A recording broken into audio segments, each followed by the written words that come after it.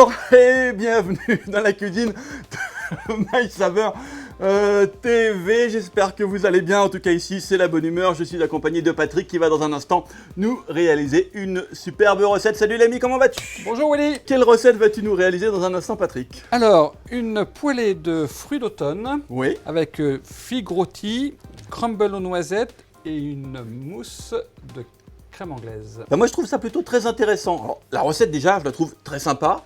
Hein.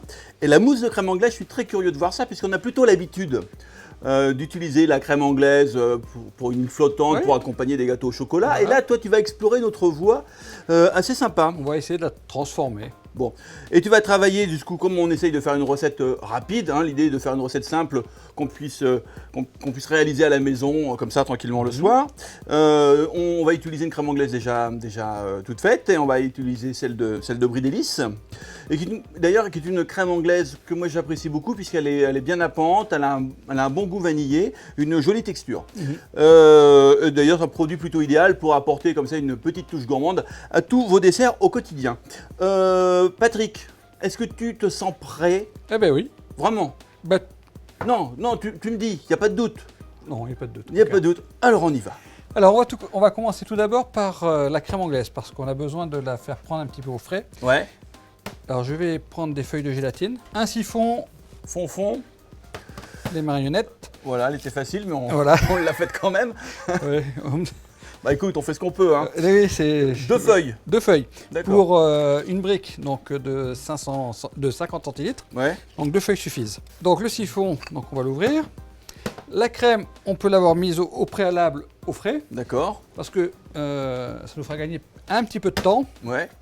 Donc on ouvre, on enlève la languette. Très bien. On va en mettre donc, allez, un petit peu au fond de notre casserole. Tu vas pas tout mettre? Non. Et on va le faire chauffer. Donc là, il s'agit de faire chauffer notre crème anglaise pour pouvoir dissoudre nos feuilles de gélatine. Bah oui, forcément.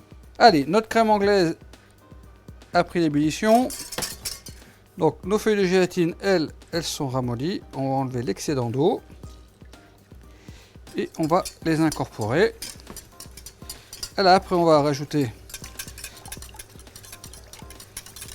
Bon là je crois que j'en aurais tout pas notre volume. J'en aurais pas une cuillère ce coup-ci. Voilà, merci chef. Après donc je vais verser ma crème anglaise dans mon siphon. Allez, je te laisse un petit peu dans la russe. Oui, c'est cela, oui. On va fermer donc le siphon. Ça s'appelle une casserole à la maison, chef. Voilà. Hein?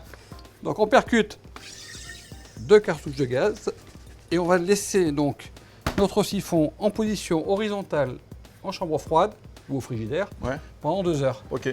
Donc on a mis notre crème anglaise au frais. On va faire maintenant notre crumble. D'accord. Un petit crumble minute, hein, rapide voilà. Comme ça. Hein. Du temps pour temps, autant de beurre, de poudre de noisette, de farine et de cassonade, de sucre roux. Alors le crumble, ce qui est bien, si on veut avoir un crumble croustillant, c'est de le laisser sécher à température ambiante. Voilà.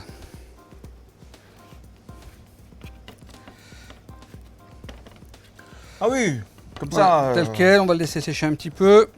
Ensuite, on va le mettre au frais et après, on l'égrainera avant de le mettre au four. D'accord. Pendant ce temps, on va s'occuper des petites figues. Donc là, on va inciser légèrement l'extrémité de notre figue.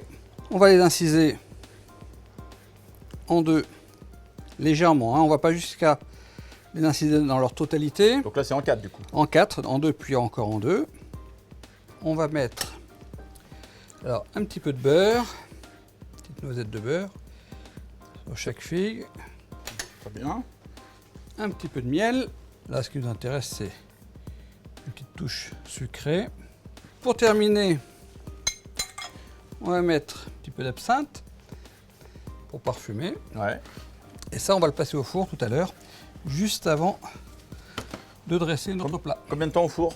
Bon, là, on va le passer une petite dizaine de minutes. D'accord. Tout dépend de l'état de maturité de la figue. Ouais. Si elle est déjà bien mûre, donc on les laissera moins longtemps que si elles étaient plus fermes. Tout dépend un petit peu, voilà. C'est somme toute assez logique, hein. On va éplucher rapidement nos pommes et nos poires. Tailler une petite brunoise. Allez, donc une petite noisette de beurre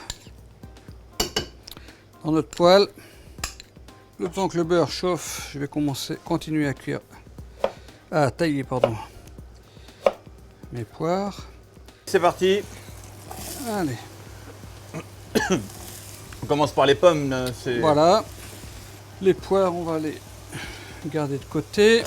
On a un petit peu de sucre cassonade, de la cannelle et nos raisins qui ont donc macéré au pinot. Ouais. Donc là, j'ai mis la température maximum pour l'instant. Maximum.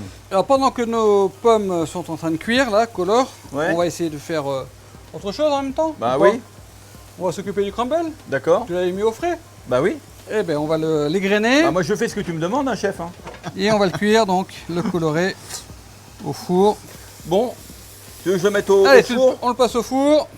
Alors le four, on est à 160 là. Voilà. Et on va lui donner une coloration blonde. Allez, donc nos pommes, belle coloration blonde. Ah ouais, elles sont belles. Oui. Alors moi, il y a un truc qui me surprend un peu. Oui. Donc t'as pas mis de sucre, rien du tout. Pas pour l'instant. Pour le moment, je fais revenir mes pommes et mes poires. Et ensuite, je vais assembler les pommes avec les poires et finir mon mélange. Donc 2 cuissons séparées. Pour être sûr de bien maîtriser la coloration et la cuisson de chaque fruit. Mais je pense que si on rajoute les pommes, tout ça, ça va finir de cuire tranquillement. Les raisins. Ah oui, on n'y va pas non plus par 4 chemins sur les raisins. Ben, non, ça a été pesé. On va déglacer avec notre pinot. On voit le sucre, chef. On va sucrer. Ouais. Alors, faut pas oublier quand même, néanmoins, qu'on aura notre crème anglaise, qui elle aussi est sucrée. Ah bah oui. Évidemment. Un petit peu de cannelle. Alors, notre poêlée de fruits. La voici. Ouais. Donc tu vois, on n'est pas dans la compote. Non, non, non. Le fruit est resté entier. Donc voilà, on a nos figues, notre crumble, nos pommes. Voilà. Là, on va procéder au dressage. Très bien. On va commencer par mettre notre poêlée de pommes, fruits, de poires et de raisins. Voilà, au fond de notre verrine. On va mettre sur le côté légèrement ouvert notre figue, que l'on va arroser une dernière fois avec le petit jus. On va aller chercher donc notre siphon de crème anglaise. Un petit peu de crumble, une petite feuille de menthe. Et voilà, poêlée de fruits d'automne, figues rôties, crumble noisette et crème anglaise. Mousse de crème anglaise. Voilà, mousse de crème anglaise. Et alors là, ça vient finir le dessert en apothéose. Bravo, chef. On le rappelle, tu as réalisé cette mousse de crème anglaise avec la crème anglaise Brie-Délices. Voilà. Merci encore. Merci 1000 fois, 10 000 fois pour cette très jolie recette, chef. Et on te retrouve très vite dans cette cuisine. On vous embrasse. Bye bye. Au revoir.